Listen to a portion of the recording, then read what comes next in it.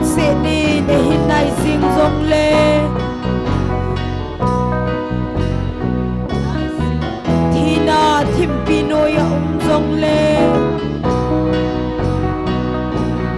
pakai nei pen hin na lagaw hi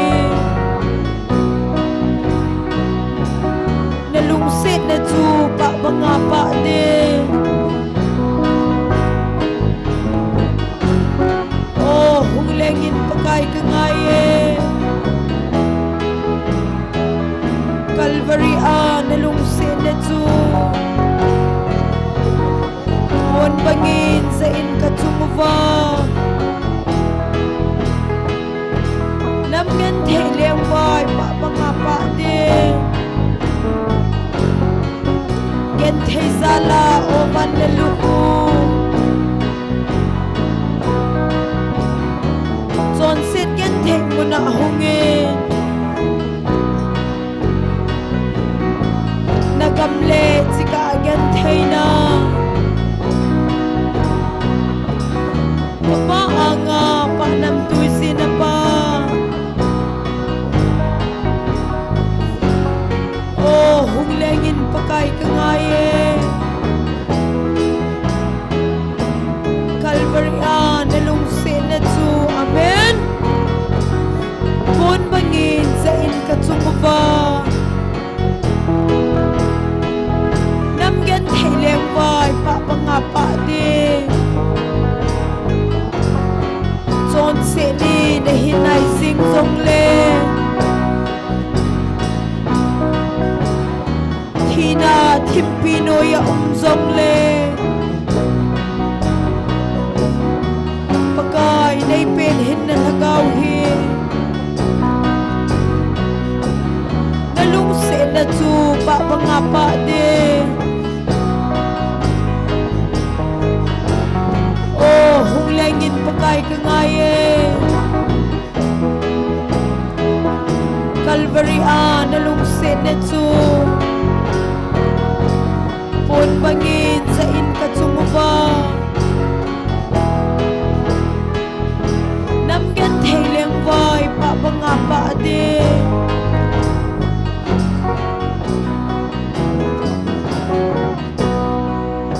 hallelujah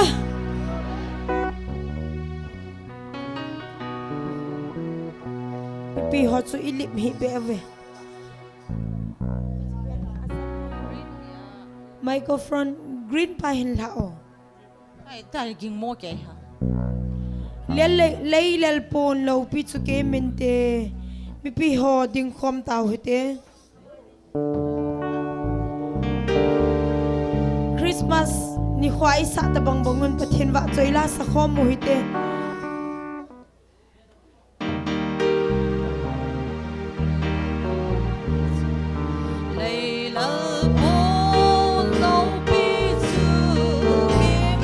mol hoi pa cha zong chu ke min te hin kho zong hi ahum mang loi the e hi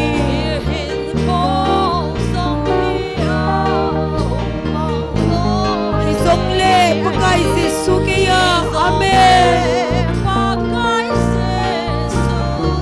mol hoi pa bang lel jesu ke ya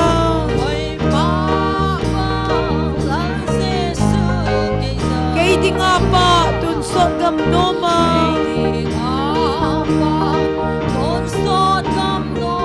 gen theina azong ama ne yung pide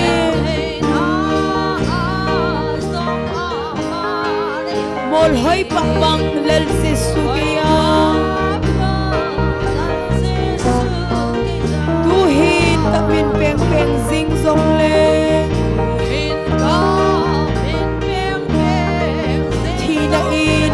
na sinting le it's a love in hand thi pa kun ai kai thau de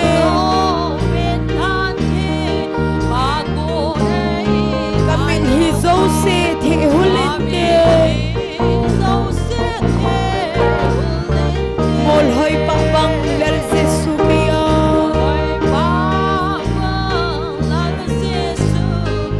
kay dinga pa tun sot gam no ma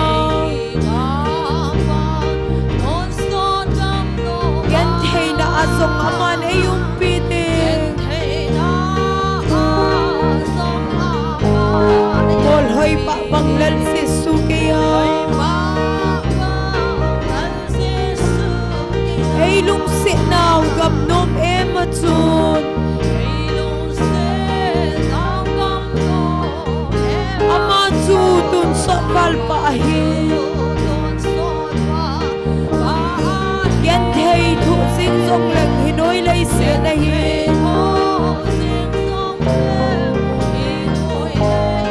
Agamatsu nay puilun inte Amen Mol hoy pa bang el si Sukaya Kay di nga pa dun sa damnoma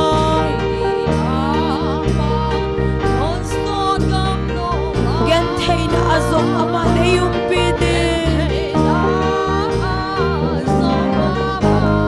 Mol hoy pa bang lal si Sukaya Kagol ngay din hinoy lay sit na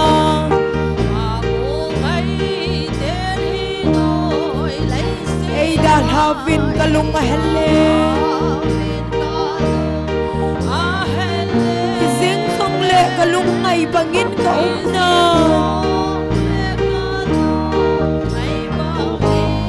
Mol hoy pa bang lal si Sukaya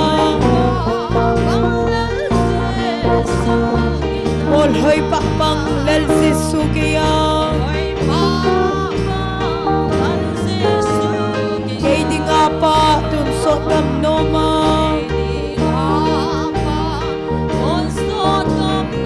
Gantay na azong ama na yung pide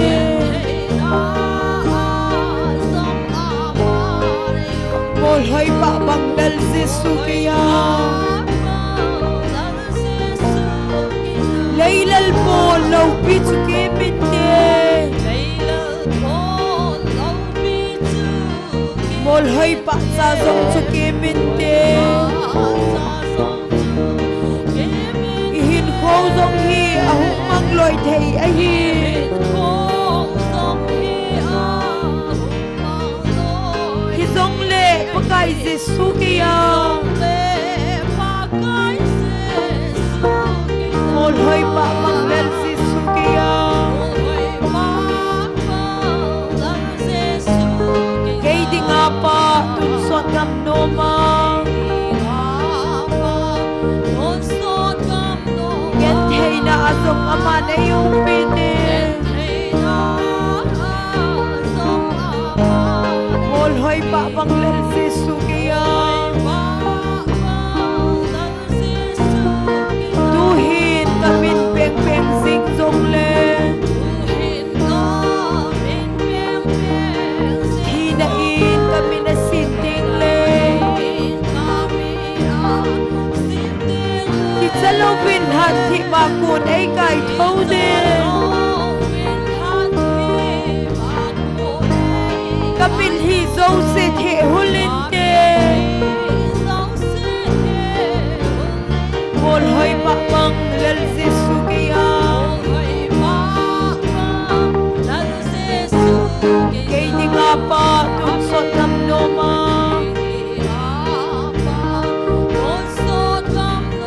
Gantay na azong ama na yung pide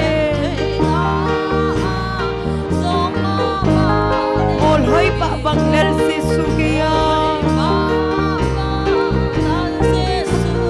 Kagol ngay din hinoy lay sit na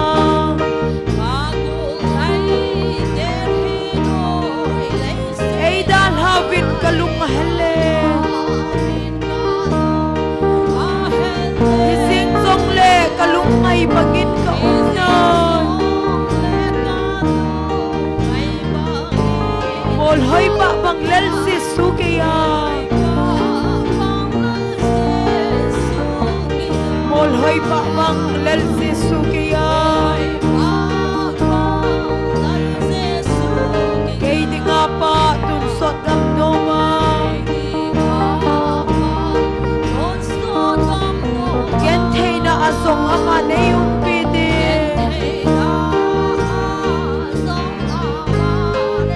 ipa bang lel si sugaya.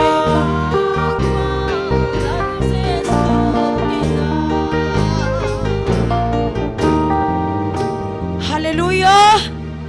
Pagkaya pai pat zo sin.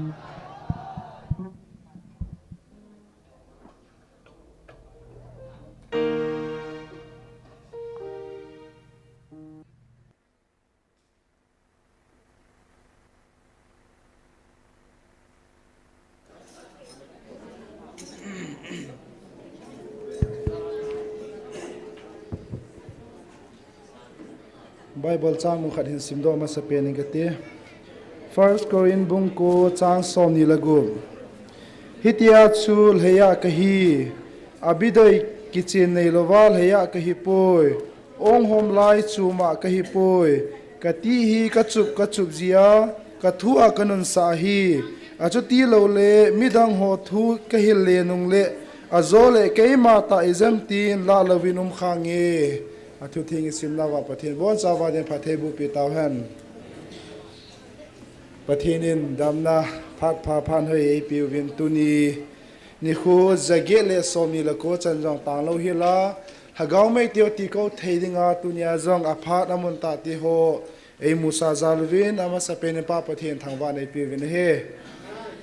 zan hi kharveni Christmas program manule zan i ha khuwa vai le lalthim ilal thimui le kilomen na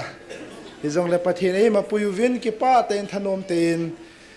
Christmas ti hozong tu kuma dia ama sapen kui ma chain vanui na naman khalo an her khalo ani khota ta mang ma sapen ho hi zalwin avelin pa pathin thangwan ei pi win he tu ni ki man chana dingo program khalve sim ha nei nei ngate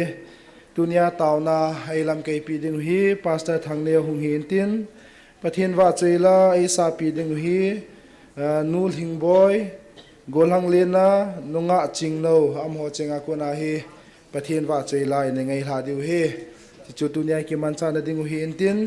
pile ma sa penin tauna han ne yutin pathin koma ki pathu seina tauna ne yutin i Christmas program ti hozong ki tu ke cha pathei ma pui walol hengta ei che sa zalwin patheu ko ma ki pathu seutin sukile Taona Mei hagaw mei ti hozong ti ko jing thei ko zalwin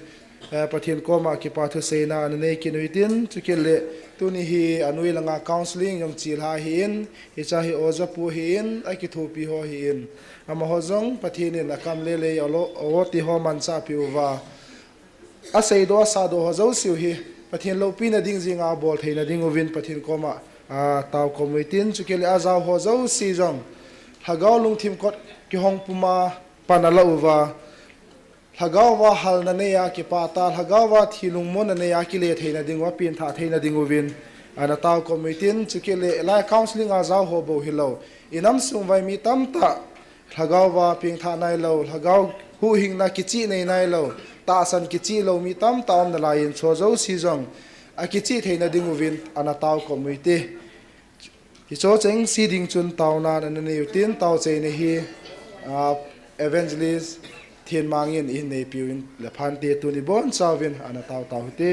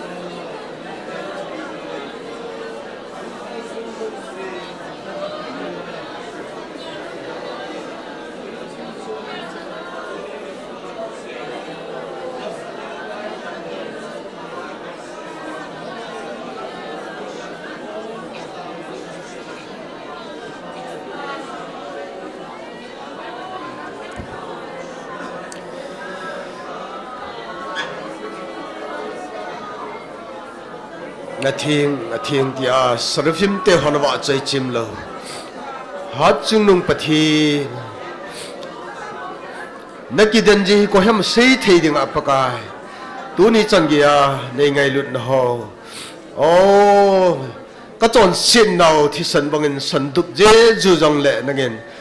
hichi ka chon sin nau sanga nang ma ngai lut na chung nung zo nang ma nei vil ji un min ka thang wa ve pakai tu ni NIKHO jang o wan no yin an het zo lo mi ching mi them hon jong het zo lo thukim nang man kala wana phone do a program ho jang mang zo the nei koi na ban wa tu nia lai muna taw khom ni nang nei koi hi alo pin namin thiang velin ka thang wa e tu ni NIKHO program zo si nangin thu seding lasading kimang chading ho zo si nangin thagawa Nampi a phathina bu dingin Nazareth Jesus kataw na hi amen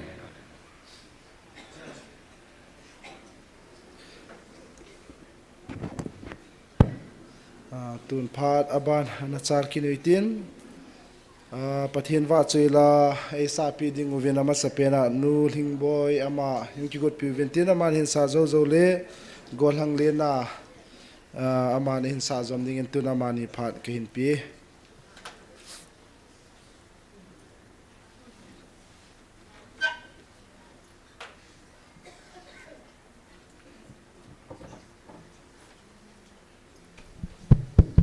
ngai lu in sumi tena bon chawin ke pana Christmas chabai ka hin bolove zania ni pi ne ke chai ta jong le ilung thimwa ni thummang na layo te zani ni khochan tu na ka sa ding la hi ka sa do nom the jengin hin la nam chom chaga ki hi ji ki chang zo hin na zania sa de chu chai kyam khat pan ka la wangin ka sa zo pon hi jong le tu nang ke khom ho zo si ngai ding le pathian anga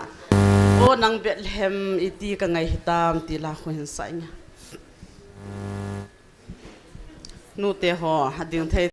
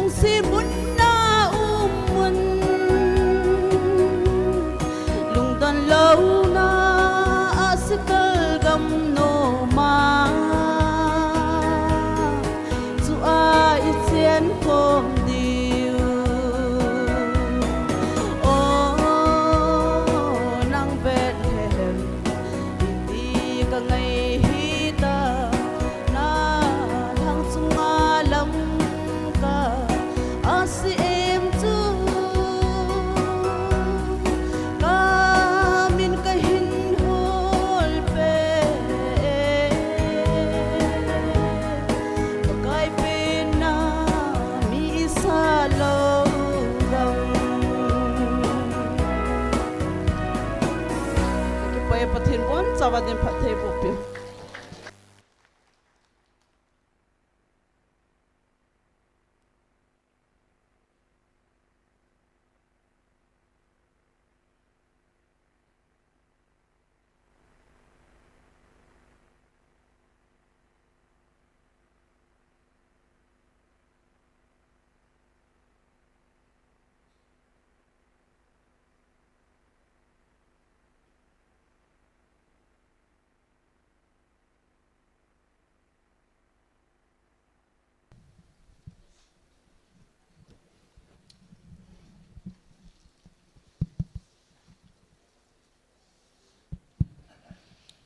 pakai wat soi na dingin mi hem in kho tui mai ta bang atila chuin sai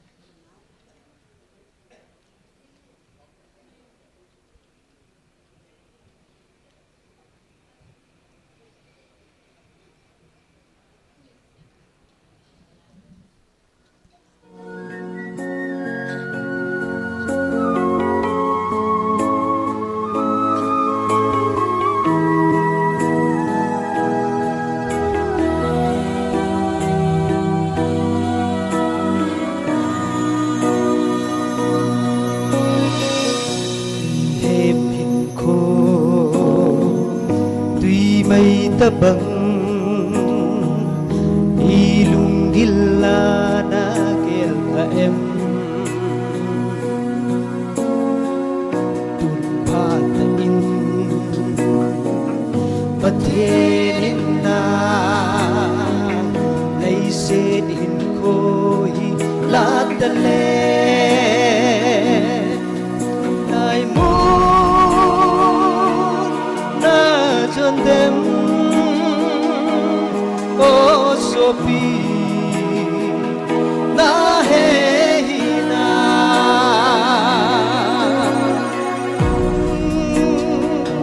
kelin tuni NIKHO ake masami tasan nanay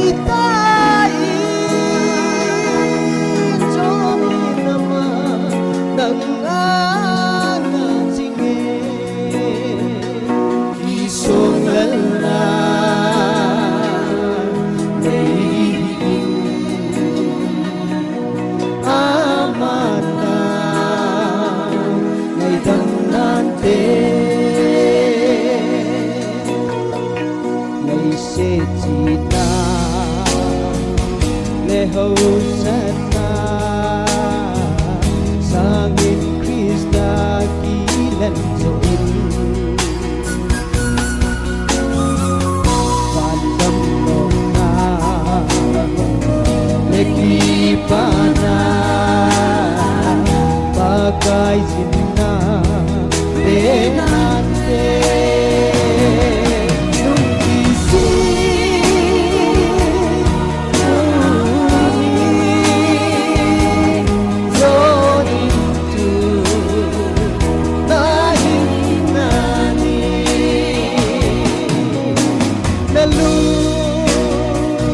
Hãy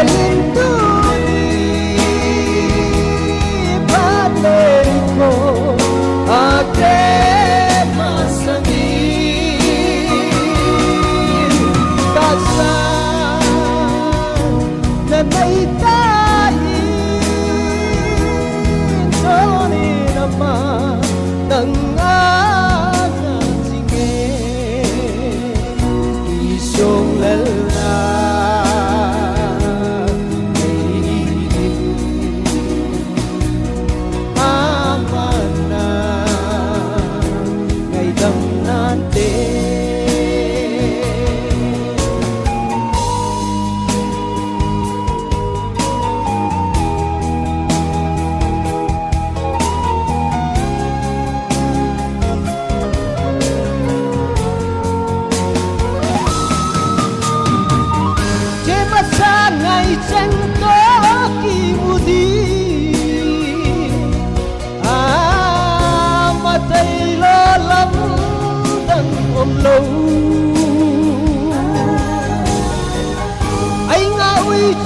và cắn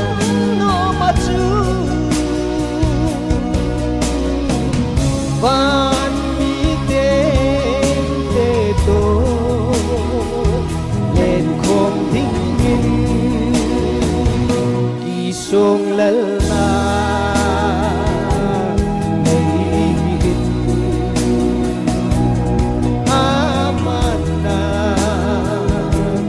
dầm nan tê amana ngày dầm nan tê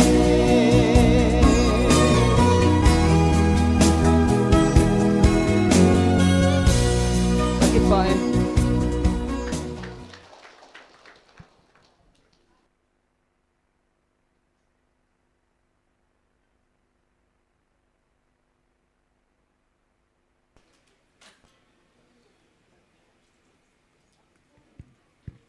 Pathian va chila ngai ta ta hin sa pio nul hing boy hin gol hang len na amani chunga ki pa thu seven amani zalin pa pathian thangwa nei pi ven he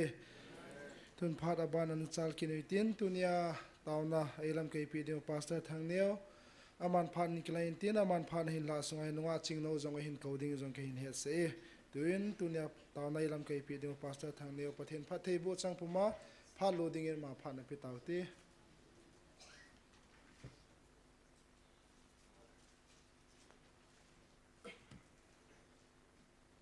conduct pa go govin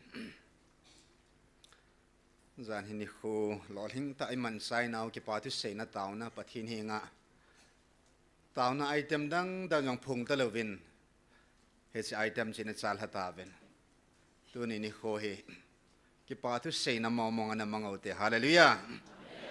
ngai chat thum po tin pathin ei bol pi sa ho thu sayo tin thil ki dang ei to pi ho tu ni chana adi ai honam sunga ato gun hole to gun ai su bulit pi ho ai bol pi sa ho thil ki dang na ki dang ai to pi zo si i sei dingo ki pa thu bo i sei ji taw na na he ju tu sun taw na hi pathin hinga ki pa thu sei taw na ni khwai man diu he ti chu conduct pan an bul phu to ke hona chu kan se hin tin tu hin pa kai zana in bon saven ki pa to say ding his even ding ta diute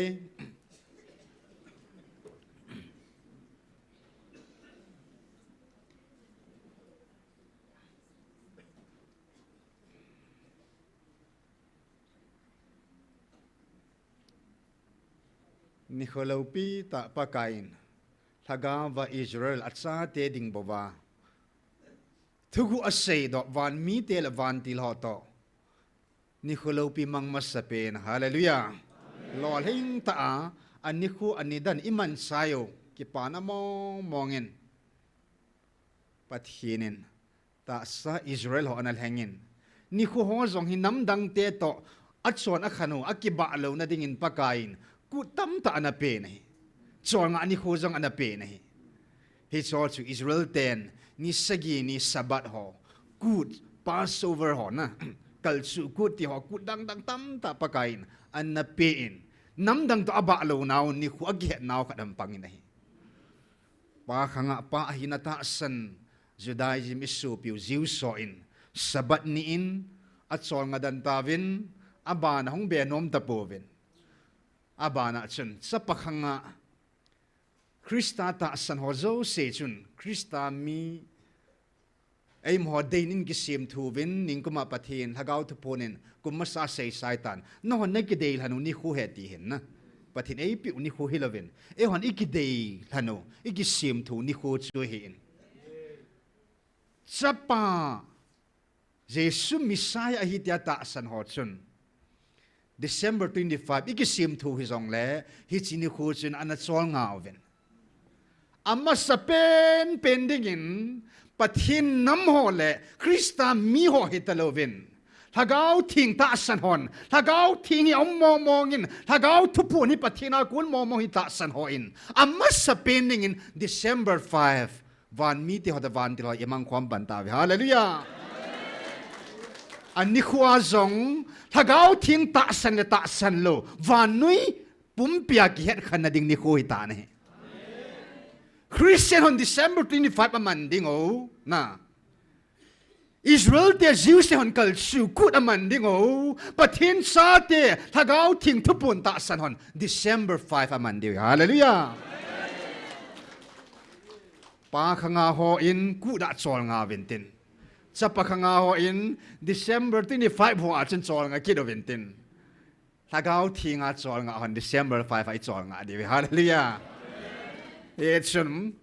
December 5 zan hi lo ling ta iman sai u ki pa na mo nga e khut si lam si da mo tin e khut zung nga chi e patan na hun zang keu tin zung nga 5 vet sa na hi hallelujah pakai Israel te tora le khabunga apin e ho December 5 anam lan hi na pot sit na in 25 hitalovin vanui mi te sanga advance zo masazo December 5, 25 sangal hung masajoy sana. 20 days earlier, hallelujah! Kalsom niya masayo taso. Ihon kiman say tatay kalsom ni nisko som niya kingakit diyo cho. Mihim sim tupan man diyo taso.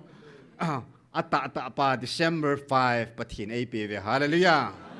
Yes, hallelujah! Ngabe isap diyo hiin. Pasal sisin hallelujah kan sap diyo. Ni mo ihon amen ti anong nanzui di ho. Pasal sisi 1, 2, 3. Hallelujah! Amen. Hallelujah! Amen. Hallelujah! Amen. Hallelujah! Amen. Hallelujah! Amen. Khut lang nin tu hin khut be ham la lain ki panan beng tau te. Paka Yesu menin ki pa ta na tau tau te. Iko ma chi to give me 5 ti dan 5 bolo tin hat sang pa ki pa na hat sang pa in ka ki pa e ti bo hat sang pa in ka ki pa e tek ti bo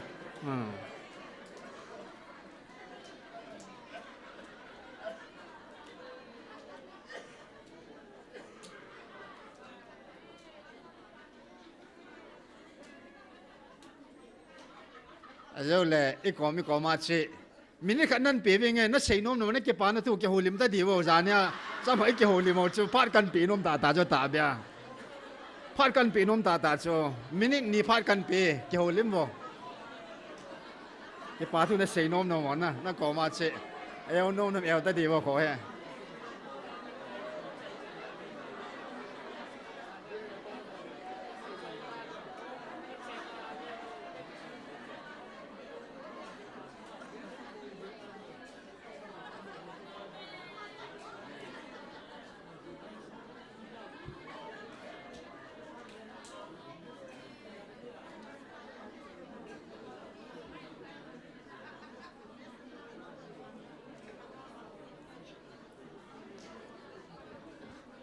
กันปีเบียดิวฮัมพาเดบิยมเลยกันปีเบียนอะไรดีขอเฮอาตาเบียกิจใจนะโลมาเลยปีเบียเทนอะไร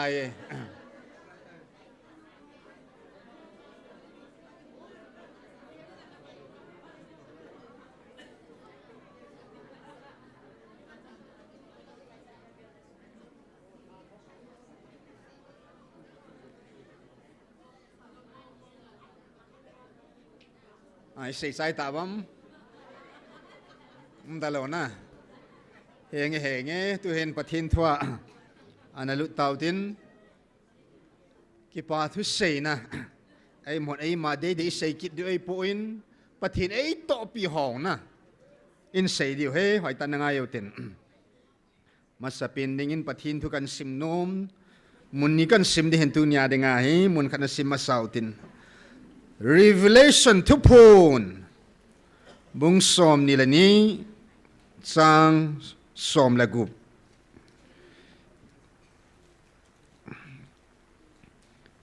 ปันจินซิมกะเต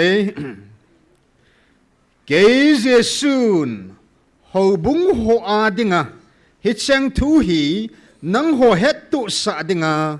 กะวันติลกะหินโซละฮีKeima David SONGPI le achilha zingwal pavata chukahi somla sagi hagaw le movin hungin tihan chule adang cha chan hunghan a good chanin man bejin hin tui chu kila han som lagit hit si le khabwa thagau thu sei do hi azachan ka het tu sa ka sei pi a hi ko hi le hit seng hi abela bom le pathinin hit si le khabwa ki sun sugam na ho chang se hi achunga abela ding a hi chule ko hi le thagau thu sei do hit si le khabwa thu ho lamanga aum le pathinin hit si le khabwa ki sun hin thinga kun le hupi thinga kuna achan ala mang ding a hi amen ichi mong en thu phon bung li sang ni chi va nai le wana lel to na khara ki do in mi khara to veti he je chu laga bu va ki mu the amu pa koi ham ngai lut zonin laga va am pa na laga va amu he ta sa hi lo ven laga va amu ta so wana lel to na khara ki don mi khara to vin hi ai amma chu koi ham ti ai le bung ge na a chun te pon bung li chang ge na a chun a theng a sa a hung kit dinga ha chung pakai pathin atita nei ai le hit si sa a hum kit dinga ha chung pakai pathin chun ke koi ka hi atiam revelation bung khat chang ge na a chun keima alpha le omega ka hi ati nei keima alpha le omega ka hi ti pa chun koi jong ka hi ati ki nam tai le tu pun bung som ni la ni chang som la thuma chun keima alpha le omega ka hin amasa la nu kha ka hin abul le jong ka hi ati ki nei keima ti pa chun ke chang som ta kan sim tha na chun chang som la gup na chun keima ti talovin ke Jesus nan ti ta nei hallelujah mi hon jo siap sa pa gelo tu lai de so piu su dai jemon he chi juda gol hang pa tiu so Jesus jo juda gol hang pa ativen he chi ne MDC pa oi ti piu cho tu lai judaism ho in so piu in e yang ho now cho he chi juda gol hang pa he chi MDC pu chu atiu cho e yang ho now cho mi ho in jo siap sa pa gelo ama chu hilai muna ama in ahina an ki phun do ta in ke alpha le omega ke om sa hum kit ding ke van lel to na to pa ke hing jing hat sunung pathin ke Jesus ti in ahong ki phung ta na he hallelujah ahina ki setan cho ya ke Jesus in ho bung ho dinga hi chang thu hi nang ho het tu sa dinga ka van til ka hin so le hallelujah hina thu tip thon ngai lo pathian sun ta sa Israel anam hlan angai lu ta anam hlan Israel te ho chu pakai jin ta sa anam hlan ei sevin sun ta sign anavilin hi chidinga chun avantil thing anamang chain Gabriel solta in Miriam Joseph hinga chun aga kipung aga kila ata in kove tu lai phat hi le gai na tin sa pa khat na hindi hatina sei dai hallelujah asai bang chun akum kida chun Gabriel sol chu amata lampi sima an sol vantil thing chu ahung ding pa Jesus na dinga tupu apang pan ahead sa na say masain asubul hit dingin vanti lahung tapu in Jesus amata ta sa na hung ta na he hallelujah hisi bangin tunin zong patienin eho nam ho pi na dinga hin vanui pumpia ki khel na lun na dinga eho nam tun do na dingin patienin lampi sim ding het tu sa dingin hitini khole thagau thinga keima in ka ngai lut ka cha te ho ka vila ka tun do theina dingova hitini khole hin ni dan thumle ni nga zo le ni segil hin ni le ni thum hin ni le ti in Gabriel van dil het tu sa dingan sol ji ne hallelujah asol bangin amma ta kitip na ni dan pha din sun amma ta hung ji na he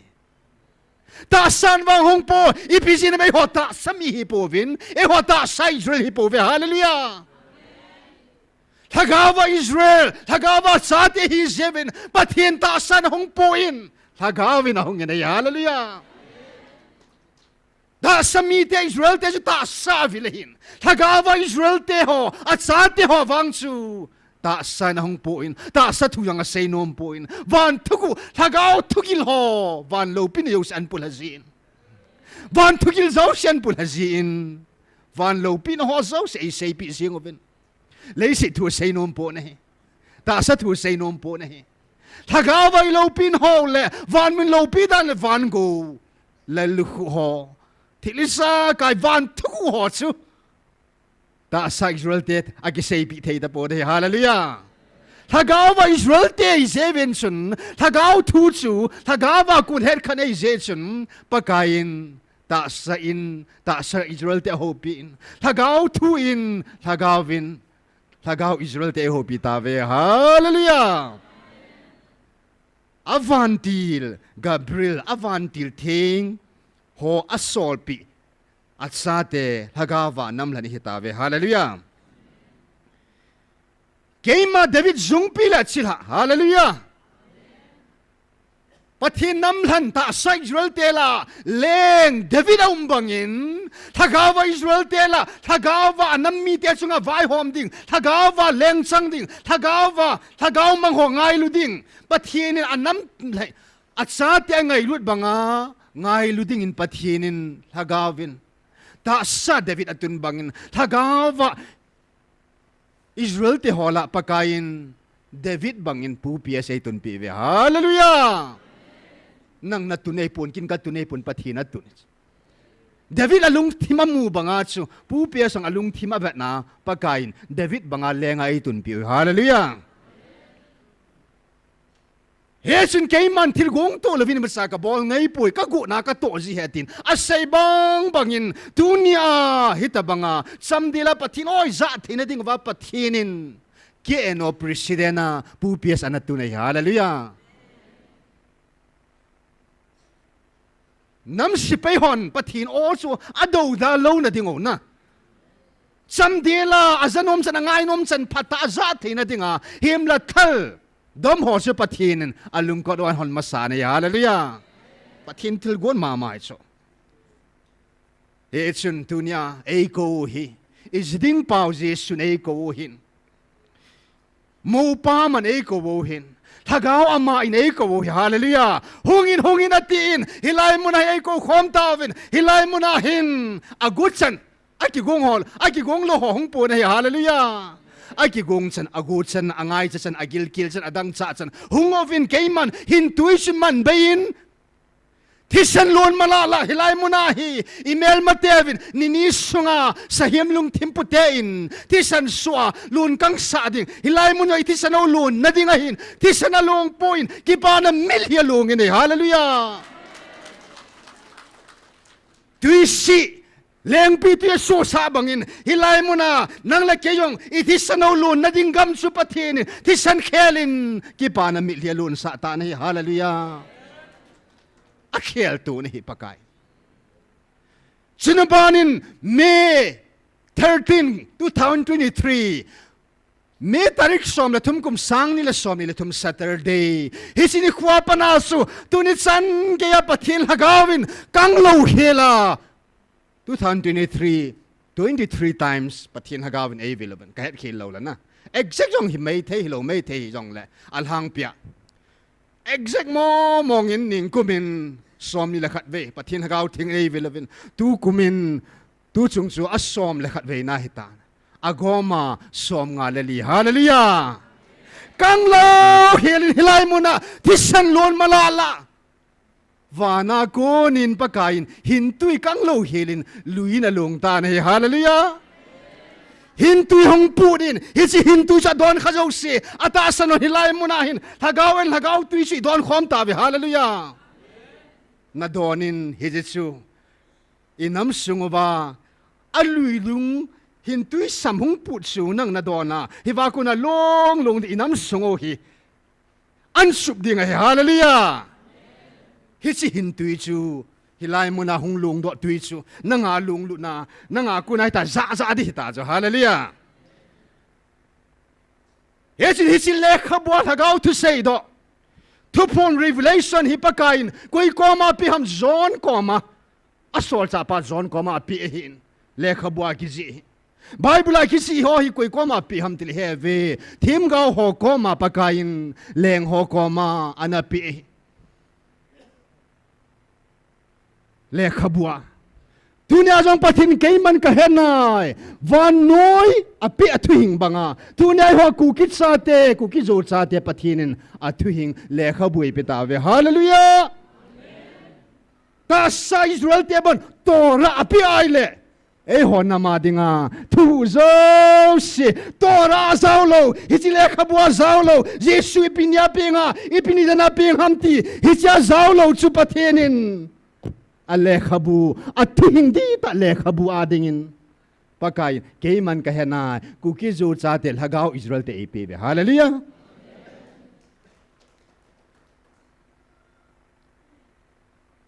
ya si nampum piu hichil hagau thu sei do ba ngai lu zon aji do ayong sul hagau thu hena ti a bolin zo ale kha shul ho zong hi ai picture ale kha tholo zo seng chu thagau thu hena ti ai le hi si te ni sang a jong chu thagau thu zo zo na lai hi hallelujah amma tain babat ati sa banga ki sam sa amma kama kuna chu pathinin ha bela mamlo hela thu kidang ta pakain thagau thing chun thagau thu kidang ta ei phun do pi hallelujah ganeu chum lo alo pi dan nan so hiya su tuna inam pom piu din do na ding la inam pom piu ma khoding chu pakain hi chi le khabu keiman ka henai akam chang o chang ai ho pi naw hi chi le khabu sunga thu ki si bo chu pathinin chal di he ti hallelujah thildang sal pon te galong am sa keimai galong sbeiding keima ma ka he nanamo tung do diong keima ka hi in manama khoding ho zau siu jong keiman ka sei kalwal pi chal de ham chal pon te ti nei UN achieving ma ampo center achieving ma am nai poi na hilang muna ipp bol ni ma ampo ipi selam tile kuki nam se pathin nam hi tai hallelujah amma khuding man ki het na amma cha hin amma khuding he na ne abanin rombungko changli changa kan sim de he Israel te hivin sapa hinach amawa hin lopina thulhun zo se dan thupi pathin hona chule thutip zo se la ama ho a hin pute pa te zong ama ho a bo hin ta saphelama Krista zong la ama ho la akuna hibovin hechi Krista ama chu imazo si chunga chungnong pen pathin hin akhanga pa chat tu ta hi amen amen a chai thu pi dan nan Israel te ta sa Israel te sei na hin lai mi thing pu la se hi ta sa Israel te ho pathin hana hi dan no le achunga pathin lopi pathin alopi na an koina masat nam a hi dan ho a sei hin Israel te hi vin chapahina ta sa amo che pathinin chapahina chu amo an chan hin lopi na thulhun pathinin hengi pakain anapi nahi lopina thulhun dan thupi som anapi ve pathin holding dan jong pakain iza ka en hilovin thutip zo si thim gau thu zo si jong pakain an hilin pute pa te Abraham jong Isaac Jacob jong Moses jong Joshua jong David jong Solomon jong thim ga ho jong abona koi hola anakun ham amuha abu an hiin ta saphe lama Jesu na pin na dinga alhannam mite ta saphelama Krista zong chula kuya kun ham hu hing na chuda te kun he ti bang juda te la akunin hung do kit na lai hat sang pa ke pa na thu yong su koina ma hung kun do ading ham hung kun do masading ham ta sa Israel te hot su an heaven ta salam Israel hot su ala hichi Krista amuha la hung kun hi in amma chu imazo se chunga chungnung pin pathi ne hallelujah chapa bobu ba na gel hon gel khel ta in chapa mei me ya gel hon zo mi me me gel hon gel khel ta ven belzebul ti hon gel khel ta ve ahin hichi Krista Messiah hung dinga ki sei pa chu ama chu Israel te la hung kun do pa chu Imazo si chunga chung nung pen pathi na hi hallelujah. Akhanga pa hina ana anatong chapa khanga chapa hina tul hagaw thing khanga thagaw thinga hong ki phunga Keiman van noi van leisi ka gop khomna nikho ni dansu December 5 3 a.m. hi ti pa cha ama ai hallelujah ama be ben hi bo cha Krista Dunia iho pau hi koi hamti hechin mi te hitawe hallelujah Chalai ta chi ham phat naw hen thil dong zo se sanga ki pa na pen so pete ho nang ipiti na ki gelam ke hepui ke gel wangson ka ki pa dan na le ka thanup dan le ka lung nop dan su ti bangin pathinin ho na ve inam sungo pathini ho dan mo mongo Iva na ilit sa pangpin ay kihibanga chun. Patin hat sa laho alumpin ay kihibanga chun. Imalaw pin ay kihibanga chun. Patin tulagaw tuhi. Kapuna mo mongin. Christians nga zong oneness, Trinity, tin akidibet akinil komovin. Christians nga zong chun. Christmas amang lo zong ikinil komovin. Christians nga chun misainig uma chep tan ding loy tan lo ding loy ta boy yang idim na lai zovin. Ai lâu là i baptize san nào min zong hit simin khut simina chan di hitin ikiboy ovin koi se hi adi hiya kuya hi adi pin hitam a hi lo la namdang tan pathina ho dan ho to bible thu to ni va nai le pathin ho do lo hi ke ta yung kalung dong mo nga hi hi chen pathin hi nga ana se nine pakai na lo pin na imu sa mo mongin Vanui pun pisang nang makamunom zoin. Natui ka hetsin nom zoin. Kay mala pathin di ta huwa ka kigela. Pathin tu het ta ka kigela. Ka hetsu zo hi ka ading ka kisay ka tiso. Alheman hi ka ading ka kisay. Pathin sa kigela. Anahilo hi ka ading jo kisay lumahin na. So sa ding ka kigela. So sa lo hi ka ading tiyak lumahin. And kangol ta in Bible kasim. En ngol pumin ka na simsay ni sagi lunin. Dry fasting mo nga. Pagkay tu sungbang na lo pinanay mo sa lo le. Pati nang majo ho tapong katin. Biham ka ho lo na lo pinakamulo ba. Nang magahet si lo vile ipiham pagkay katin. Ahong se na ila patinin. At pat yung sa idon bu na tamtaom na. Ahila patinin. Kagipa na pin supiteho. Alo pipin. Vanui kang desima. Vanui mihem hizala. Nam hizala. Pathin hatsa hizala. Tuni ni kwa. Hilay mo na.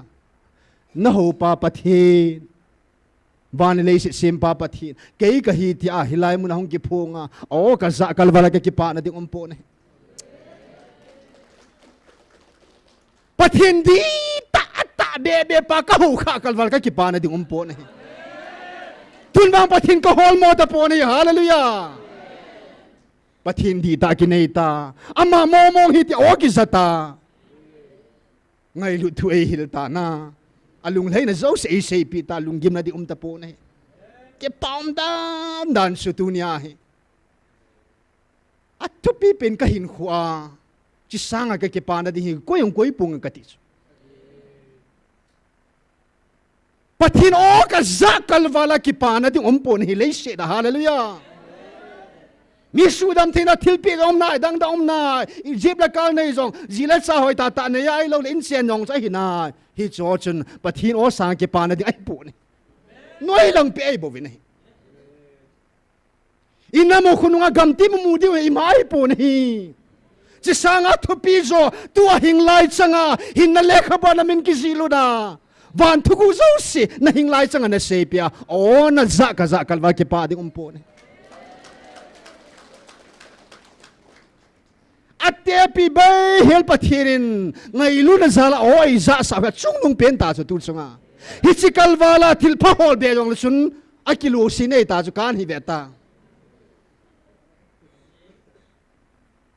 Hitsisanga nui nung hazong sinam dan kinaile nabuy kinalay deso. tu nia cham de la pa bangai pa khom wa hilai mun ilun khom wa hilai mun na pathini wa choi khom the na au asang pin pa nim pin pa jong atong lai jong asang lai jong aphon lai jong long de lai lun khom the na hi thil dangai point in nam thu chim wa nom khalo zan hang mi sang thum walin en kung ilui khom the ta hallelujah hậu bung tin ami dâu xin nam sungova amola langgam dâu si gam kai dâu sang khoma hi tabang chu mi hi mi om thei po ne hi mi him gama om thei lo cho pathen gama bang om thei ta ni hallelujah hagawa en kung so khom ba ta sang ki so khom thei ta hallelujah pathen ko ni bo cho hi tabang program hi thei mong lo si mi hi min inam sung ba koi man gong do lo ding hita bang ho hi pathina kun mo mong hi ne hi hallelujah tapi mo mong ta lo pi mo mong ta kedang mo mong ai ta pathin pha asan kung hi so jan hian kung hallelujah Dr. Lam Din Thang na ko lai nong chu en ne savin bu German jong gala bol la ya chin lai muna ni ve lang ka he de hin en ne savin en ne sa di ti ji chu en kung chan ge gyo na hiln ji na lai Ipisinam lagaw at san adin mun ho at sa atay na ding le imayaw siya ko bitso hallelujah hiya tu na zaniya lagaw en kung so khom zo se chun na supi anak nale na ngai ta na supi mil hi pudai la pun ngai ta na supi ke thana nang ke thana jong heding ai ipisinam en kung jong so khom pathin sa de hitawe hallelujah zan hi en kung chun satan lengam izanam ga su chimbe de cho hallelujah ki ho to masalovin mini ki zo thei ngai po in ki ha tu lovin koi man an kung so khom po de hallelujah ya si nam sung ma ki ngai lun ha tang pun be be ki ta cho adia ta khom ho he ki ha thiam naw ki ngai lut naw thil hung pung che che de ta cho ya cho tu ni hin amma sapen pendingin pakain thil pe chung pe chung nung pen ngai lu na zala thil jo sing ko ne bo vetin na ke mai henge anu sunga nau bu sunga khana kho mai hone ti chu jacob le sau chu anu nau bu khat sunga khom man manga ke mai nau bu sunga pana chu ka khan saitan jacob ka ngai lun isau wang ka ho de hallelujah hiya pathin thil pe chung nong pen tunya pathinin atum bia e ngai lu tumo khalwal ke pana ding om po ne thil pe chung nong pen pathinin ngai lun na e pe jim ke pha tu seuten ani na hi chingai lun na si aju pathinin lagaw phana lagawa pathin lagaw thingai pitawe chikal wala ke pana ding om po koi mo lagaw thingai chalo ding hallelujah lagaw thingai pitawe ôi ra kêu thì lâu cho cái mà gì nữa con đi đan thum lại kahong đi na lava kahong hạ đi cái mù tô đi thì cho hallelujah thaga va cái mù tô thấy tao cho hallelujah ôi ra ni cái cái pan pau hít lâu bên na ôi ra khal yung le thaga về ha khom pin pau feel thấy ngay ta cho ilung va het thấy ngay ta cho na hiya pa kai jin tu nia thaga thing ai pe seven cái pa thu seutin ôi ra sa seven cái pa thu seutin van thukil zo se thuku zo se ai se pi seven cái pa thu seute pathinin ani na chun avantil thing hoi pi seven cái pa thu seute hallelujah Michael vantil Gabriel vantil Cherup vantil Zanle vantil hoi pi ve hallelujah Seraphim vantil hoi pi ta ve hallelujah van mi te het ne sim ta ve hi so zo se ye chun cái pa thu seutin khat ve na Pastor Sayboyin na zan hi kin ho jong lo hing tai chai naw ama kam mo mong a kunin ki pa thi sei chai na man hin ne no tau te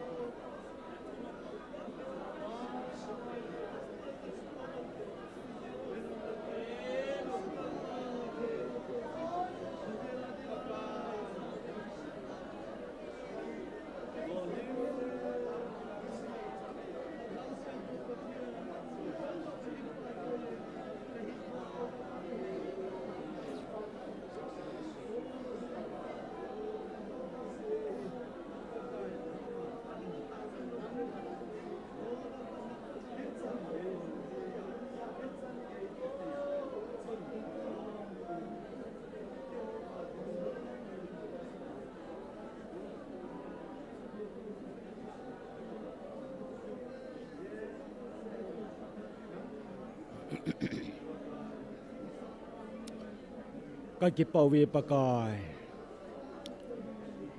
nalung sena sim sen lo ka sim zo thei lo pakai ka se zo thei lo ka sa chul thei lo pakai ka ki pa na ziwa ki pa na mil hi thei lo pakai ate pi ding zom lo pakai kalung sung wa ki pa na bang ve zong ka se do zo po ve ahin la kalung sung wa pakai ki pa na dim set le wo ka pathe nei pathe ne te ho pakai hin khuthum ke ya o ka pathin mi dang te abui pi thil dang hi zong le pakai tuna nang ma o jate ho pakai ka hin khulum ke ba bui pi ding dang ka nei po ve pakai na phat na te ho ka se do ka sa do wa pakai nang ma tu ke hon pe dinga na sa no nei za sa ta jun halule nang ka thang wa ve zan hin pakai nangin o ka pathin na phat na te ho ka pathin bol do khom thin nang nei ka jun ha chang pa ki pa na la o nangin thilpe nang nei thilpe chu pakai thil tam pi man la he zong le no nang nei za sa no chu ka pathin na thu hin na thu chu na tong lu wam lo ding hin pakai vana ko na da thu le se na se masanga ko na thu o he them lo mi tam pin pakai bible am lo chu pathin nang ma thu to ki kal he tin pakai nang ma thu hin pakai Bible jong nang ma thu ahin nei thu pe ho jong nang ma thu ahin pakai he them lu na tam pyom na lai jong le pakai he them te hon pakai nang ma wa chui za o ki pa na mil hya ki chai thia program nei gun te ho lo pin hallelujah nang ka thang wa ve he pa ka pathi lam chuma pathi na nga khuwa ke ya pakai azia cha to phel bizan dap no ya pakai nang ma oza nang ma phatina kai ke le ka ji ka cha te ding ti apakai ke ham bo long te ho pakai nangin ne het pi ta jin hallelujah nang ka thang wa ve hin khul hum ke le vanuli sit ki chai chan gen pakai mu chi phana so da neng ka ta we hi chlai mu na hung ding do ki pa thu se yong min ta se lo yong min te hi zong la bon che so pa pathin nang nei ka ki pa nao muchi hi pakai nangin zat zakat zat som si zat som nga zat som thum a zat som za pakai nang supong ding azong katawai ka ki pa ve pakai na phat ho zala thangwa to tho hai ana chu ka pakai na Jesu mena katawai amen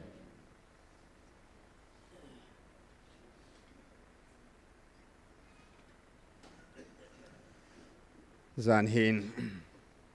evangelist Puthin mangin mit hipomen an hongin hallelujah pamang neo zong mit hipum pomen pu pia zong len khom a chai na chan gyang ji mit liai zo zo hallelujah ki pa na mit hi bo na he thasi na mit hi po in lungdan na mit hi ta lo he le he en tu sungin pathinin gal ei zo pi ven hi chi hi hagao gal hi in ke man ta sa gal ka zo banga hagao van gal ka zo pi di hai ti pathinin ta sa le hagao wa tu ni chan ge ya gal ei zo pi seven ke pa thui sei diu he che de nga hin pathin gal zon ho sei tau ten pakain email mau vantil kilo ko bru papa kan an hen tom in hilai muna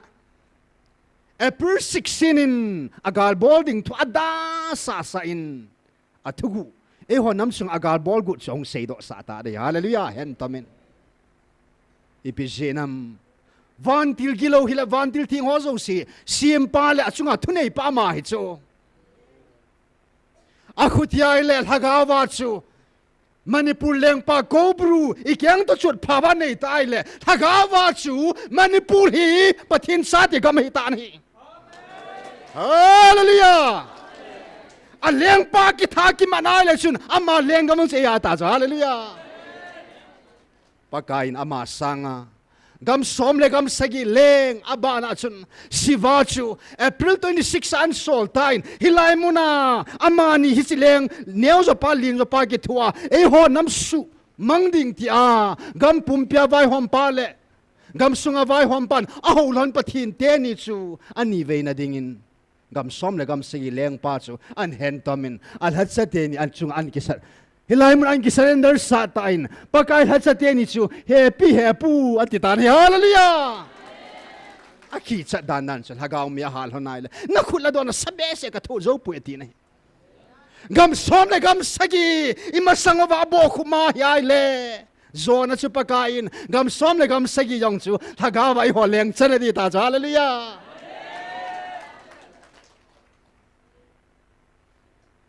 hong chi kita nei le histeni ki ka lon chu pakain thila neo dang ho yong chu pakain khoi mo leng nu tui kang leng pa ho song kol gam leng pa ho song hong su ke hong ki phung su ke ta ven hallelujah thila leng neo ho yong su abana gam som le gam sagi ke sanga siva chun wusu chaina leng pa chu ke hi thel leng pumpya sei dinga chu angana lang pe ke he ti so chaina leng pa wang chu thila leng len ba nui pumpya thila leng ho lin ho la sei dinga ma athum chan na ya ti so ali ta danan chuna ai le wusu sangde chaina leng pa chu pakain hilai muna yun tarikh chun hilai muna hin al hachateni masanga chun hen tom sa in koi ma amang chapu in amai kalfantil hat pen pa hi chu zo siman tama hilai muna hin ki phun sa ji chu pathin thudung ju ya mai kalfantil na to ji chu hallelujah alor sangan mana hilai muna hi ato gun ho zo si an phun do sakit ta jo hallelujah akhutia wusu chaina leng pai homa sanga aki serendal taile athanei na zo si pakai ala mang pi taile amma gam nong chi chu do zo di tina ta jo hallelujah hong che nei le pakain thagaw lam simlo ta sa yong chun May 20 ni a chun pakain nui 29 30 31 hi je sunga hat cho ko hin 29 30 ni chun tawin hat cho tin agi tawin tu ta sing vantil hat pin pa leng tawin nagam pompi op khum ta ya tin hallelujah Michael vantil umpi momong we pathin avantil ei pi momong ti phot che na in front line a hon jong a sisom na khat som la sagi lang linga ya ban ti ong mo be nahi an mutawi nahi isu pi kok ta pangal hon an mutawi nahi e ho momong in tu chung hisigal hi nang la ke phat sei na ding om point Michael vantil hat pin in ei sat pi jing he ti phot che na in koi manamin van tila mukha po in e hon namin mi hisan mu thei ding in December 15 in hilai muna pakan avan til thing mai kalai musa ta ve hallelujah hilai muna van til kilo zo sin aki amu jibin e ho mai mukha po ve na hisimina mu thei ding mo monga va ai musa ta chula athu pi dan nan pakai nei ho hinga hilai mun hi how mi tia ei ho ki noi siva uisa ei ki tiva helai ma ikiang ho na diwa chun hisil hangin pakain Gabriel vantilan solin August 7 2023 zana Gabriel vantil ho nama dinga thu pha an pu masat pin ni zan hi cho hallelujah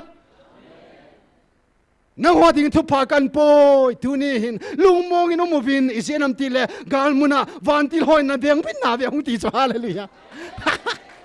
oh koi thi mala la na ha lo bi nao chu hong phun chu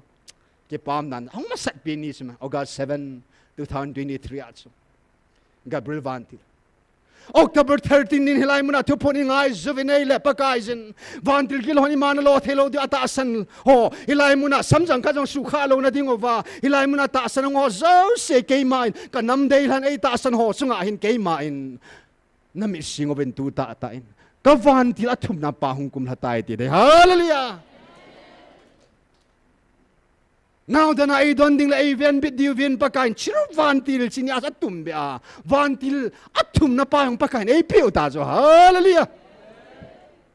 Here chun vantil that sa ten yung ta sana na ato hansu Michael vantil sir vantil han ke thopil han tain hilai munahin hagaw kilaw isan ka kitat ta na hallelujah akino do ki hila kitat ita cho na thang kitat ita cho wusu akichai so wa chun hong che nei le e ho la a doi team ho jong pakain September 5 2023 chun doi kung bu khat na ke le oi pu thang la lam kai na in mo ma ga cha ga pui do han ta hallelujah adoi hat ta lo hung in tial hung jing cho hallelujah pakai ma sanga ong ki surrender jing na adoi hot pi do tang e ti jing cho na athu pi dan sila yong chun satan lengam tam ta ne ki suman chai man tain hong che ki nei le April target 2024 ning kuma chun Belzebul thilaleng pa kahi atin hilai mun ong ki phung ta ne hallelujah kein ob jang ke poin vantil hat pin Michael vantil kata ka chamlo ei matama hilai mun a na thu jo sin na sei di het ya hilai mun in lo lu de ti cho hallelujah ko bru bo sei pon siba bo sei pon sei na pum pileng pa song Belzebul thilaleng da song a thilaleng pau Belzebul ong ki phung ei tai ki he nei ta hallelujah ipijin pathin lagaw tu puna sayin pathinin hisimuna thilaleng pa Belzebul thilaleng te nei ti naw hisimun ma hi satan josi satan leng te josi kasu mangdi kasu be de tin hallelujah asu be na ding tha jong pathinin pu mo se pe bangin alhat sapa evangelist pu thang len se pita na hallelujah mo si tingol hagaw tingol thilaleng gam su mang theina thani na tingol inei tawe hallelujah hagaw mang chu do na ding tingol heta cha hallelujah thupi dan so hin Belzebul sa ho ko mang ki serendal ta aile pakai amma lengam se ei pe deu hallelujah ei pe be deu cho hong che chitan hong che ki nei le tukum September tarik thuma chun hilai mun ngela chun thil hola galam kai gal leng pa kaw leng pa hong ki phung tan hallelujah thil leng gam jat momong ki sumang tam na hisima sanga yong chun koma leng ho thanga leng ho koma ho thanga leng ho ki do to win hilai mun a hin Allah nei tha ding o damuna vantil thing Michael ei le lu diu tai di cho hallelujah thiang la khwa ta poi di cho ipinam ke hodinga damun ki sem hin damun lung tho ding kai ka khe ta ve na thiang kanom ta ve nei that jeng of in ti ta cho his lai mona thila lengam kom leng pa le thang leng pa na aki dol honin ani ta hon ya zo lo zo Allah gen damun aki le lu ta nei hallelujah hagaw thil song cho jo se chu mina mu thei ta lo hagaw thil su hagaw bu was na gelai na su to thei ding a hin hesin pakain kaw leng pa yung an ki surrender satan hallelujah kaw leng pa yung hilai mun ki hen tama aki surrender tal sam kwa de kaw leng pa hong lai chu kaw ho chu hoi sa diu chu na aki man jo siang kaw ngan ta bang chu satan mi him lima ho chu hiu chu kaw ho hi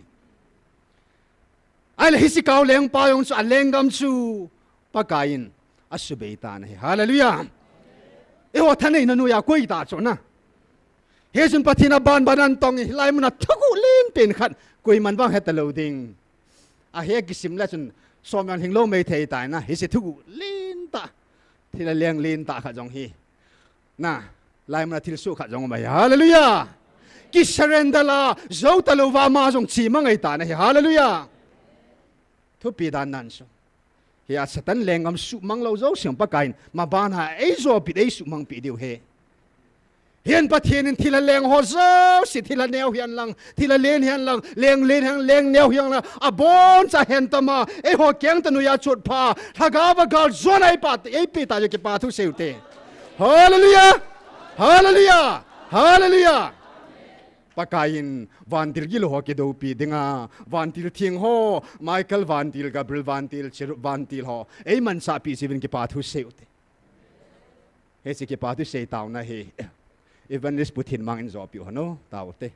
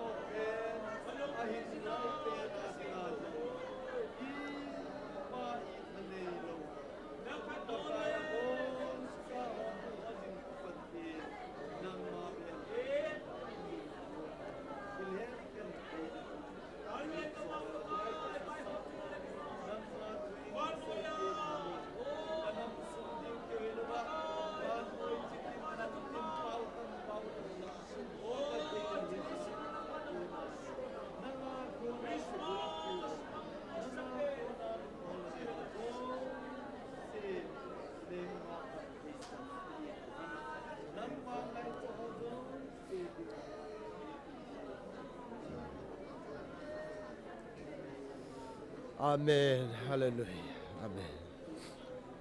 Nang kathang ba vi pakai. Oh, wa choi dia lom nang ma nei pa. Tu ni khun jong pakai pathin nang ye nim piwa. Hepa nang mazala tu ni ajong mel maton na to na ko na pakai pathin ke ho lagau jong. Pa tha chimi dinga ego ho jo se chunga phu nei la pi ta je na kom ki pa thu ka sei vi nei. Chon se subai dinga pakai pathin hepa nangi nei gu no he. Na sim sa ka hi ve. Cross a nang man satan thu nei no jo si alu na su chip pi ta je na min ka thang wa ve.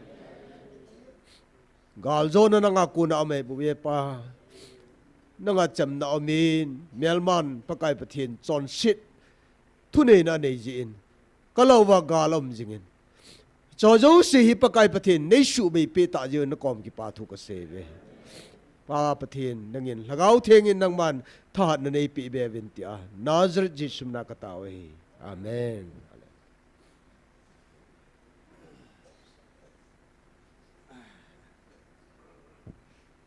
Hôm nay in na chi pe ngal khi đâu ten. Lấy sida pathin ta sa Israel ta sa anam lan tundo na dingin ipu Abraham ta sa na chu mangsa in ipu Jacob sa pathi ebu in Israel phung som la phung ni asa te thing phung som la ni khum pi som la ni ho san mangsa ta ne pakai na thisana cho sa aho bung thagawa tundo na dingin pathinin ta sa in ahung ta in Hesi Jesu chun in ning sunga hin adang SONGPI ho adang khumpi solcha som nani an kilhanin ho bung chan tung do ta nai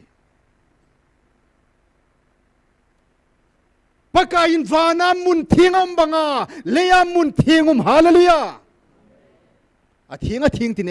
ei min bo pi ta bin hisimun ei su thing pi ta ve hallelujah Vanui hena Israel zong Israel te pathina ki ti theina ding sol sa ten athi piu pathin akiti theina ding pathin di ta vanui amu theina ding apakain tunin thagau khanga thagau vin thagau ho in sado ding le thagau mangman ding le thagau wa acha te hiu hi vanuin amu theina ding apakain amasa chu mun thing thagau ho in sa do anga in hi Hagawa ho in sa do na dinga chun pathinin tuni in ata san lo ho amang thei ta po ne thim ga ho sol cha ho man sa bangin tuni ni khon helai mona Israel phung som le phung ni ho aman sa banga pakain tuni in e ho nampum pitun do na ding pathinin helai mona ai ki phon na thei ding al hat sapa na nampum pi ka tun do ka sya Gipuna gaza jing ding ama bo hi gaza thei sun hi atin hallelujah thagawa hintuya ka sim ni hatin lai na hi hallelujah hintui putna hongita ne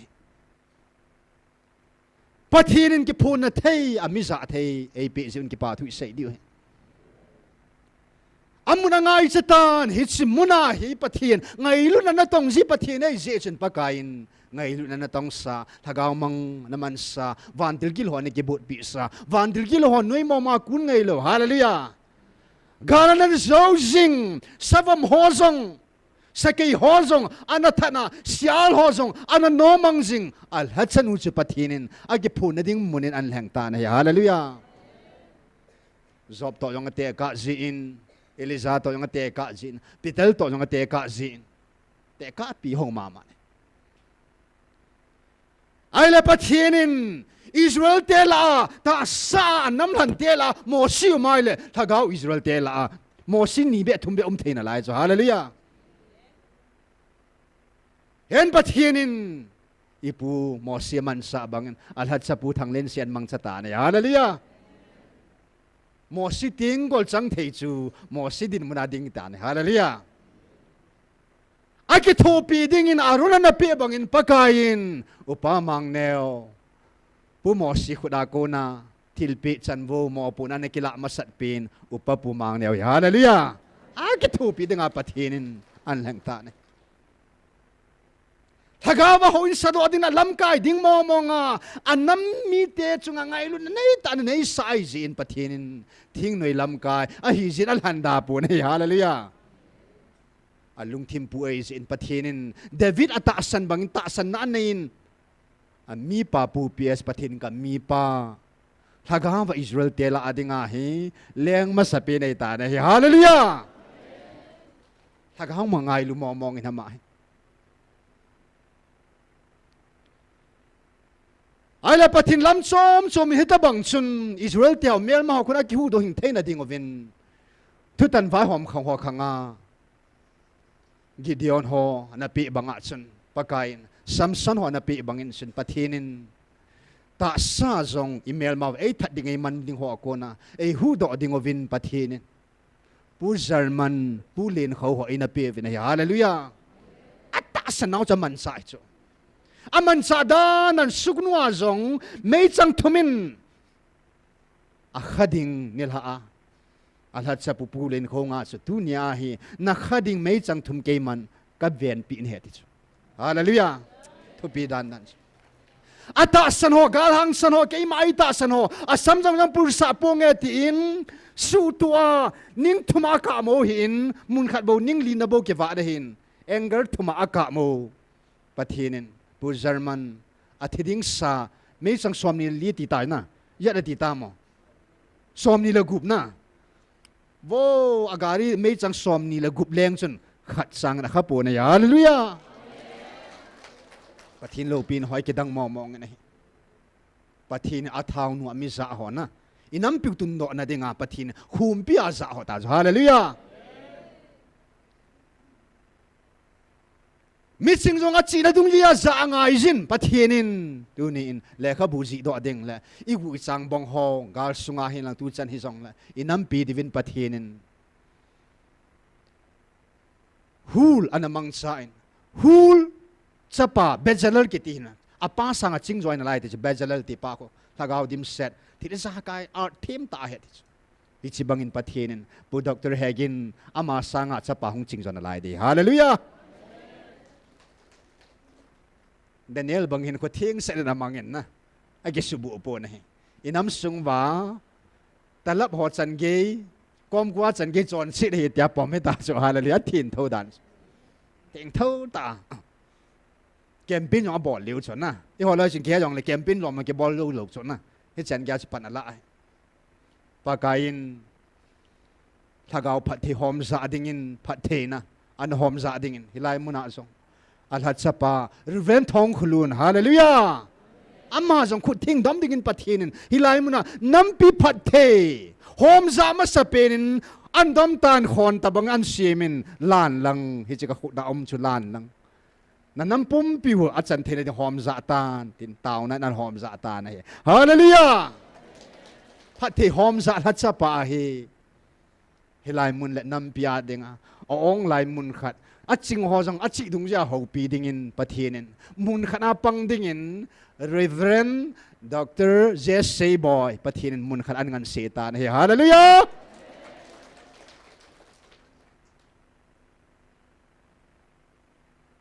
ai le pakai jin hilai muna hi ke man ane ke tip na bangin kal hat sa ho ka ko vin hong da po vin a hin tu ni kho hin amo khelin mei thai chai jong ei ta san ho chunga amo chunga lagau chi kala do in mei thai chang a chunga lagau ka koi tai hallelujah lagau panglawa koi ham so pia na tong thei ding pathin na pathin lagau panglovin pathin na ki tong thei pu nei lagau mang mat na dinga lagau nei ngai hallelujah he jin ho lat son lagau mang amat thei ta lo jevin sin pathinin atalan o vekan ta lo ji chun vekan ta vin te tin me thai cha yong le hol ha cha executive pa sang a yong pathinin me thai nu hilai muna taw mi li siang lagaw mga da mi li siang me thai nu ta san zo ta cho hallelujah ipijinam me thai nu in nampia dinga a nation a mi li tu ahung taw hi la ya hian pathian nampi ki tun do na dinga khumpi tuni ni khwa aki gong chan hung do ovin atina dal hachan mu thuan petan a hung do ovin tuni chan gya min hin pilut hi som ge la sagi hing ta na hi hallelujah mi pa bo pa min ho sim nai lo hin na min huan jang hin pi pe no ben lang sa thau nu a ki ong kapang mo mo nai ke ta san mo mo han na hin pe no ben na ke number an whatsapp a hin thot ben lang na name address ageที่จะได้รบต่อนะโฟนนัมเบอร์นี่ถอดเป็นอินละความเดียวนะหิ้งเชี่ยจีนอะไรเดียวเฮียปัจเจียนน้ำปมพิกิตุนโดอันนั้นดิงานั่นน้ำมูฮีมาลายอิสราเอลเตตาสัมเมลไม่กงอากปุยบังอาฮิลายมุนน่ะไม่ติวเฮียติโซ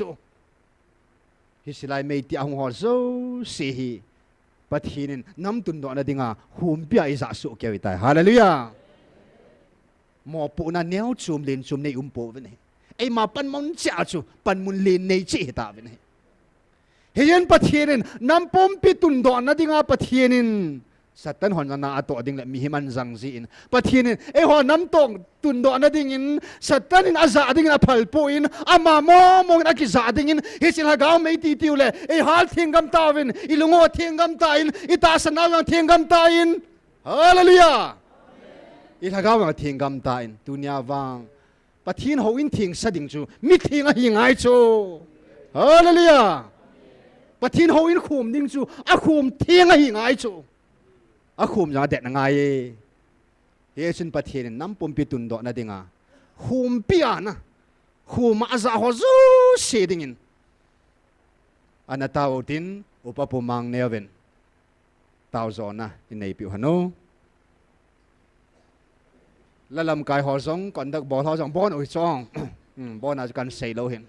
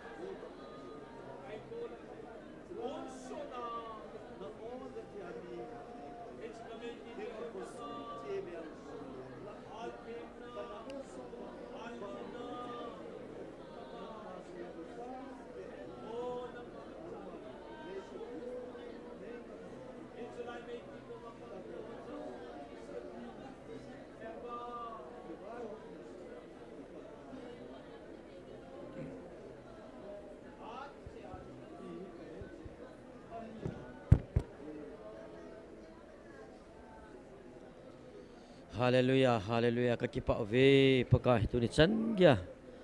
Cilai nangin nei pu do pi cilai mun thinga. Kanampum piu ta sa thagawa nei tun do na diwa. Nangin naman sa thagaw mi hlitui khol khom dinga. Hi chana na hin pui na alai jiu na min thing lo pi ka thangwa vin nei. Nangin nam na tun do ding teng le nam mi pi te zo sin na ko jing pun. Khat le ni nangin mo pu na pi bangin. Nam thagaw kung tol dinga pakai nangin si nawa di a cilai na hlachate ni in. Nangin na ta sa naman sa golhang nek robat hin. Agi thopi ding adang zo sin na hlacha ho zo siaw nangin. Nalagawa na isung dimwa pakai tahat na ipidi vin na ko makataw vin hi. May thai chan gya nangin mo pu na ipi ta jib na min thing lo pi ka thangwa vin hi. Cilai mo na pakai lagaw may tikhom dingin. Hichana ta sa lagawa nangin ay phungvu wa ta sa tan hung hi jong lagal ka nga jong pangsing in sung mi ho jang na min thing lo pi ka thangwa vin hi. Lagaw may tikhom pi ding mel tha lagaw tha jong nangin nei pi jom pe di vin na ko makataw vin hi. Nangin sin na latsa ho nangin nadin pi jom pe ding hi za na chu ha chung nung kapakai na ja je shumina na ko makataw kho mo hi. Amen.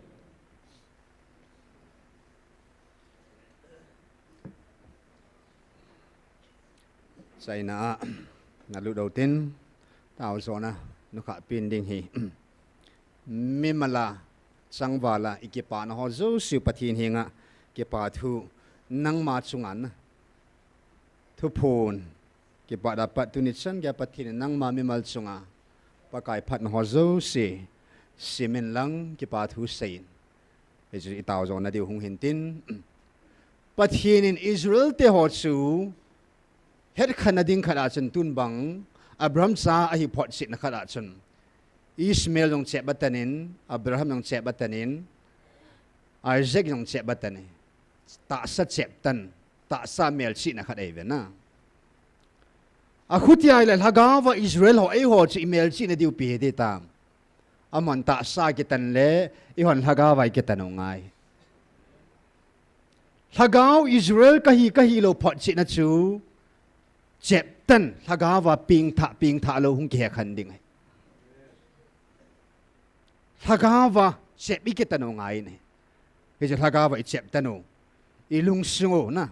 I ke tano ngai ne pathin sa ten aput ding lung put I put hung ngai tan na ke je chu pathin zala tu ni a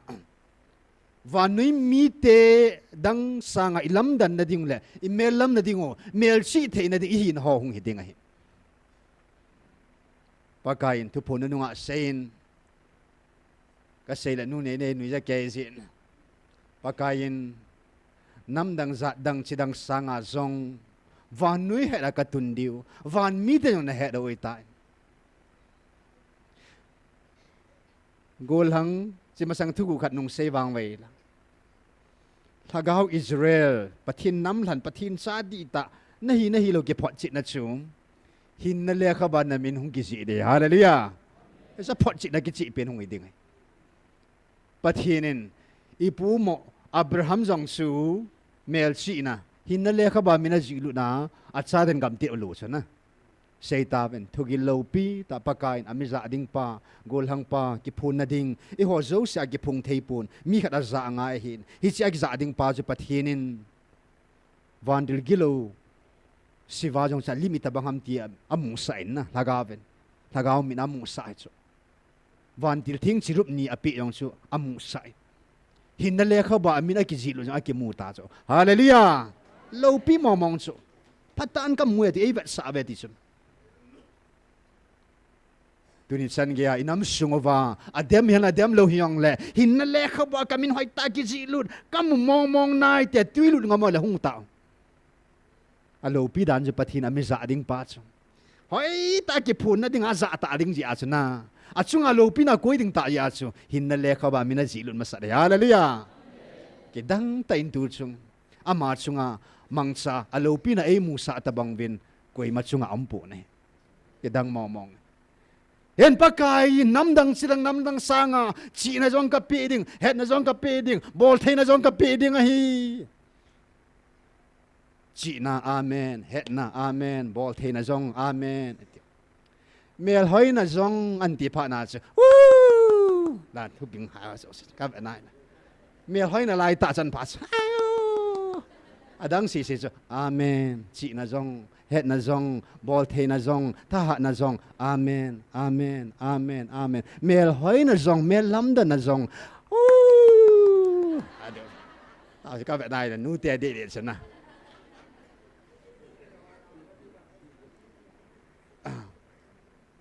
nu này này sao mai cái chuột chuột bắt ta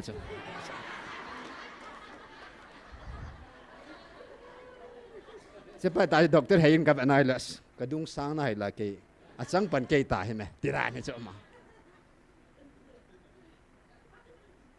mít bạn này mel gì ngà giống xuân à bắt thiên năm lần hi nào xuống cái lăng trẻ trẻ để sao hallelujah ta hoa vàng hay là mít bắt thiên à xiêm đinh tàu tu à xoay à hiền lăng el bài đi bia xiêm trái sai tại ya xuân à ta hoa nói chuyện là thà gà và ba bụi đại tiêu ta ông khang son son à bắt thiên năm lần mela giống bắt thiên in xiêm hỏi tiêu ta xuân à mel hỏi này tiếng vàng toa xiêm cal vào chú hỏi chung đi thì vậy đấy xuân ông à xiêm sáu vàng chỉ suy tao chứ ya bắt thiên mel chỉ này cái đăng ta na Israel te zong anam lan hi naw ta salam da na pi hin na ta sa zong amo get naw me sep tan oventin sabat ni oventin kut ho mang oventin thagao Israel te ho dinga ni kholo pi pakain April 9 chu pakain e ho dinga hi chini khoi ni ko thing ki ti ting hi na thusimo van thusima aki zilu na ni ko he ti hallelujah April tarik ko hong e ho na ma dinga sumil thelo ni ko ta so December 5, 2023 van tilgilo ho thila leng ho so situnia avela hilai mona wusu ko brusiva hilai mama ki phung ta lo ding hi ka khai ta a khain a zona ding in December 5 a ki phun sign tu ni chani khat ve chang ong vel hung ta po ve ne a kha tan pi so na December 5 a Ningkum December 5 in hongin ta sa Gabriel keima ka hong na ding tuet sa kan son ni zong a hin miching ho ka ko ni zong a hin keima ta sa ka hong ni hin tunia keima ta koi mangan se talawa thagawa ka hong ni zong ta sa ka pin yong tunia hi ati ne hallelujah December 5 zan hi chun lo pi tan van mi te ta van ti ho to December 5 tu ni kho hi tupi tan ke pa tan thanum tan mang ta ven ti ni mang ta ve sumil thelo December 5 ho pathin hagao Israel te dinga sumil thelo ni ko icho May 13 pathin hagao amma tang ki phun ni ho jong chona ang masat ni pen su tu ponga pung ni pung tum su tu ponga pathin hagao amma ta ang masat pin ni hi chu May 13 2023 Saturday jong na chong sumil thelo hi chong in Nampi diva hagao Israel ne ha le chong na mel chi di chong na ni khulo pi ho na ki het ngai Thagao Israel na hiyay le. Melsi na dita thagao Israel dita na hi na. Melsi na dita su ngayon na naiding hi. Pathin sal thagao ba Israel dita tu sunga. Pathin o zale zalo. Zale zalo na taasan. Akile kana aki melsi na hoy pending su. Thagao mangayon na anne lo ang kihet. Thagao mangayon na nei ta di ho chen na he soi thagao Israel di ta hong he diu hen na apot chet na hong he ding he mel chi na tam ta omin dunia pathinin ei mel chi na ho ei het na ho he cho he e hon i pho za ngai ta in thagao Israel ten kani le ke bol ngai pu na hi thagao Israel ten ki bung khan na ding na ki tong ngai pu na hi thagao Israel ten pathin sa te chun tu si nan i kamile ki le ngai pu na hi a thing long ne nain ta sa ki jang pu na hi pathin wa sai nan ke mang bo wi na hi hallelujah pathin hinga taw nan ke mang bo wi na hi hallelujah pathin hagao thu pun ho sei phung nan ke mang bo wi na hi hallelujah ya hagao Israel hagawa pathin at sa hi now til siam zo sile nam zo sila pathin kat sa ta min boy ta hallelujah Israel tin jang ai ko po ve he pa in ngai lun na kat sa ai tiu cho pathin at sa sim zeven til pa tin set ai bol pi ho zeven ki pa thu seo tin ki pa thu se tao zon hi pa zur sin an nei ding tu ni sun tao khom zon jong hi de te tao te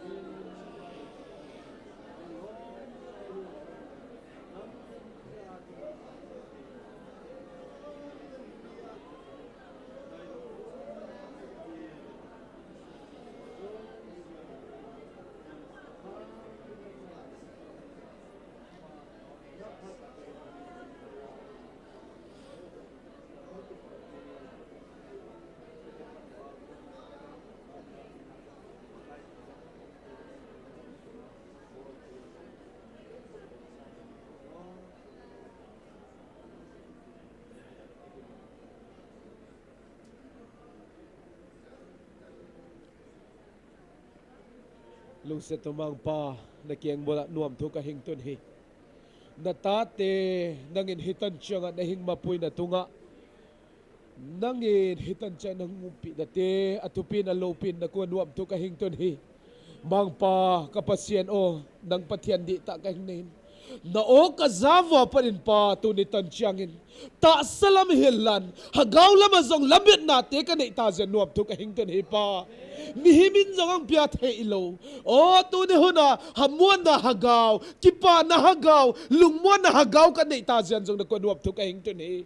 mangpa nangin natate na hing mapuya na hing umpia to ni huna ka programo abula pa na top tan chianga na hing venga na hing umpi zen zau thai din muna nang ko zen nuam tu ka hing ton he jing ni kho zong le nang man ta san tate agaw mei te chi kwang thai ding in natate hing pui khom kitin nang man hing venga hing umpi kiting zong na kom ka nget he to nim ki khending ka hitawin o garia pai ding helan kenga pai ding hi zong le dam ta ilum te katung masang se nang man hing venga hing umpi tan chin hiteng tenga sisan man tamang le kamang pa Jesu Christ min sang ton kom ka ngen hi amen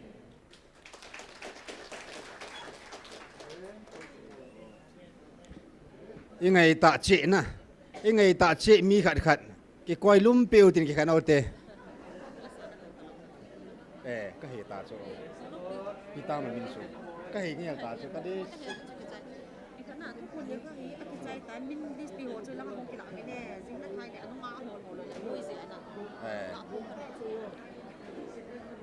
tu chung thu phun mình bị à cái lạ thấy hiện na